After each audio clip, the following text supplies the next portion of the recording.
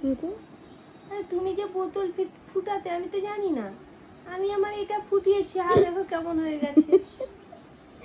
আমি তাকে বললাম যে তুমি গরম জলে ডপারটা ধুয়ে আনো, ওষুধ খাওয়াও বাচ্চাকে। সে গরম জলে ফুটিয়ে, আমি জানবো কি করে, ফুটিয়ে বোতল ফুটছে মানে এটাও ফুটালে হতো। দেখো ফুটিয়ে কি করেছে বোতল ডপারটার অবস্থা। আমাকে ওষুধ খাওয়াবো কি করে? আমি দেখি সন্ধ্যাবেলা যাবো, হ্যান্ডিক্যাপ বানিয়ে দিয়েছো তাকে। সন্ধ্যাবেলা ওষুধ দোকান থেকে দুটো ছিঁড়ে আনবো।